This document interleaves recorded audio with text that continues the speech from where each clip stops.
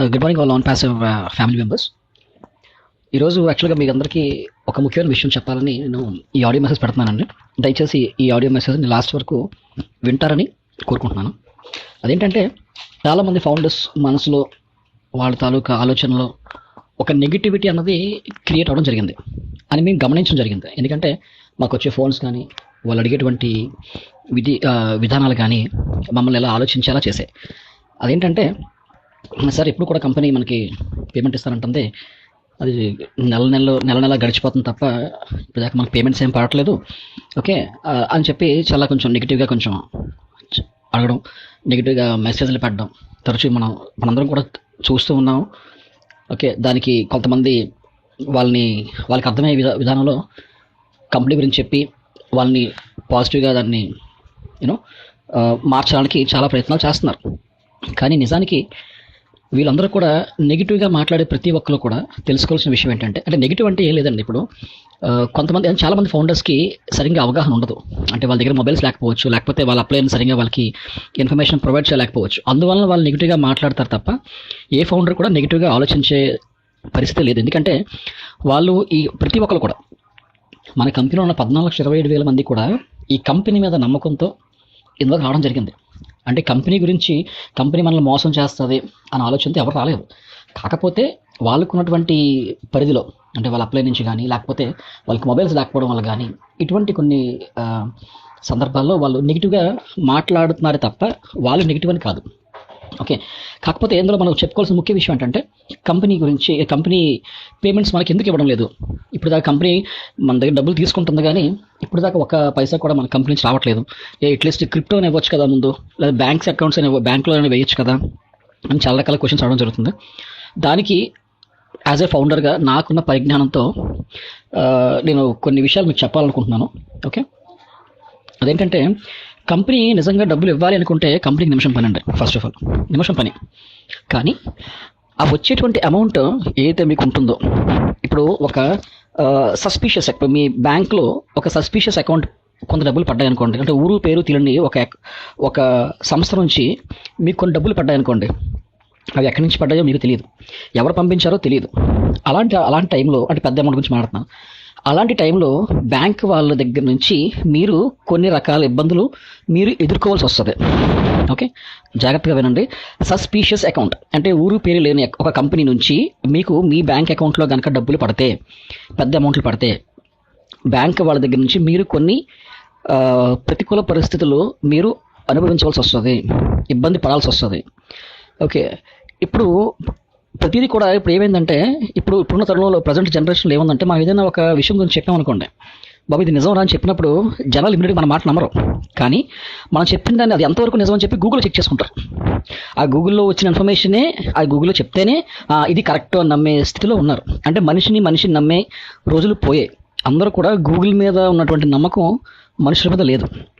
అది మొదటిది.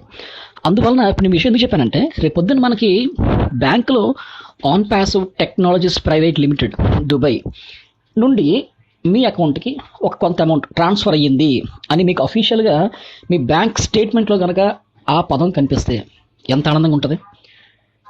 అది మనం ధైర్యంగా ఇన్ని సంవత్సరాలు మనం వెయిట్ చేసినందుకు, చూడండి నా కంపెనీ నుంచి నాకు మొట్టమొదటిసారిగా నాకు వచ్చిన డబ్బులు, నా కంపెనీ నాకు పంపించినంత మనం ధైర్యంగా 10 మందికి చూపించుకోగలుగుతాం, 10 మందికి మనం చెప్పుకోగలుగుతాం.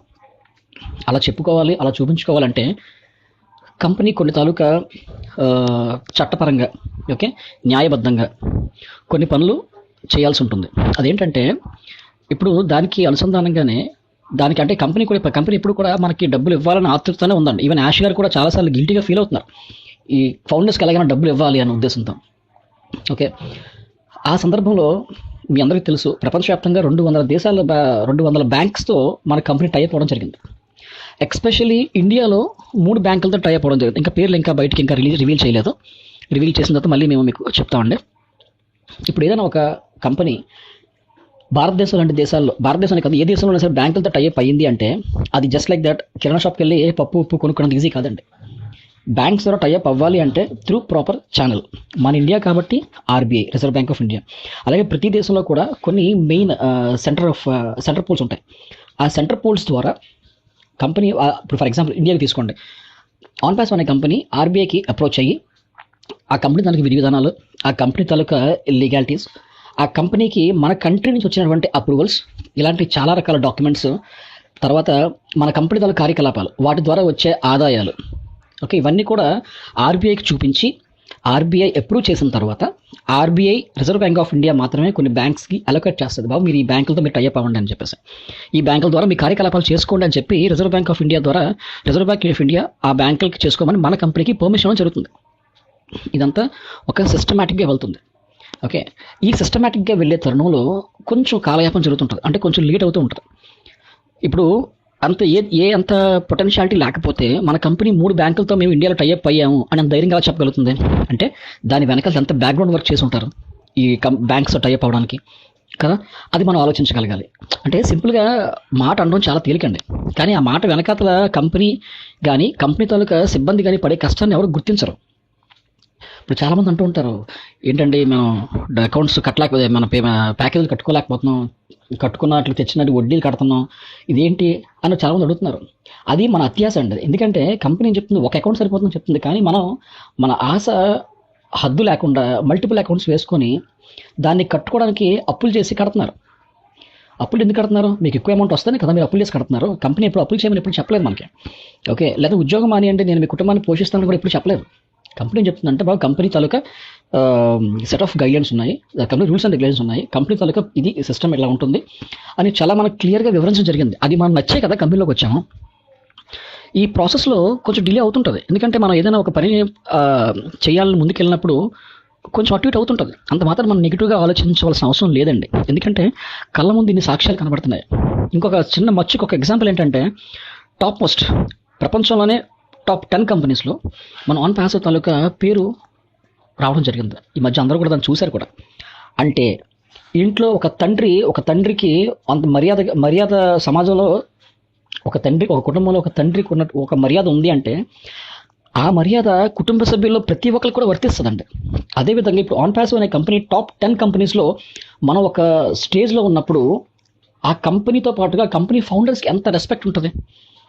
ఇప్పుడు మన ఊరు పేరు ఎవరికి తెలియదు, మన చుట్టుపక్కల వాళ్ళకి కూడా మన గురించి తెలియదు. అలాంటిది రేపు పొద్దున్న పలానా వ్యక్తి గురించి పలానా సంస్థలో ఫౌండర్ ఉన్నారన్న విషయం తెలిస్తే మీకెంత అది గొప్ప శుభపరిణామం, మీకెంత గర్వకారణం అది. అలాంటి విషయాలు ఆలోచించట్లేదు జనాలు. ఓకే, టాప్ 10లో రావడం అంటే చిన్న విషయం కాదండి, అది చాలా గర్వకారణం. అది విత్ ఇన్ షార్ట్ స్పాన్లో ఒక కంపెనీ అలా ఆ స్టేజ్కి వచ్చిందంటే దానికి ఎంతమంది కష్టాలు, ఆ కంపెనీ తాలూకు సీఈఓ కష్టాలు, టెక్ టీమ్ తాలూకు కష్టాలు, ఎన్ని నిద్రలేని రాత్రులు, ఎన్ని ఒడిదుడుకులు, ఎన్ని అవమానాలు, ఎంత పడితే ఆ దెబ్బలు తట్టుకొని రాటుదేరి నిలబడి ఈరోజు టాప్ 10లో ఒక పొజిషన్ సంపాదించుకుంది మన కంపెనీ. అలాంటి కంపెనీలో మనం ఫౌండర్స్గా ఉన్నందుకు we should feel more proud. Okay, రేపు పొద్దున్న ఆన్ పాస్ ఫౌండర్ అంటే ఆ వాల్యూ మీరు అంటే దాన్ని మనం ఎక్స్ప్లెయిన్ చేయలేం, అంత అద్భుతంగా ఉంటుంది అది. ఓకే, ఇంకొక చిన్న విషయం చెప్తాను. ఇప్పుడు మనం అందరూ కూడా ప్యాకేజీలు కడుతున్నాం. ఈ ప్యాకేజీలు కట్టే తరుణంలో మన కంపెనీ ఒక వేరే కంపెనీని సపోర్ట్ అడిగింది, కొంచెం మాకు సపోర్ట్ చేయండి పేమెంట్స్ కట్టే విషయంలో అని చెప్పేసి. మన కంపెనీ మాట కాదనలేక ఆ కంపెనీ కూడా ఒప్పుకోవడం జరిగింది, పేమెంట్స్ సపోర్ట్ చేశారు. అదంతా అయిపోయిన తర్వాత ఆ కంపెనీ మన కంపెనీతో ఒక విషయం అన్నది, సార్ మీ కంపెనీ తాలూకా విధి విధానాలు మాకు నచ్చాయి, సో మీ కంపెనీని మేము కొనుక్కుందాం అనుకుంటున్నాము, మీరు ఆన్ పాస్ అనే కంపెనీ మాకు అమ్మేస్తారా అని అడిగారు మన వాళ్ళని. దానికి మన వాళ్ళు ఇచ్చిన సమాధానం తెలుసండి, చాలా రెస్పెక్ట్ఫుల్గా సీఈఓ గారు కానీ లేకపోతే మన ప్రముఖులు చెప్పినటువంటి విషయం ఏంటంటే ఈ కంపెనీ దాన్ని ఏమంటారంటే ఒక వ్యూతో ముందుకు ఎస్టాబ్లిష్ చేయడం జరిగింది. ఇది మానవత్వాన్ని పైకి లేవదీసే విధంగా, అంటే లిఫ్ట్ ఆఫ్ ద హ్యుమానిటీ.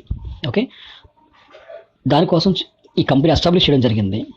ఏదైనా జాతీయ విపత్తులు జరిగినప్పుడు ఓబ్లెస్ ద్వారా ఈ ప్రపంచానికి సహాయం చేయడానికి ఈ కంపెనీ స్థాపించబడింది.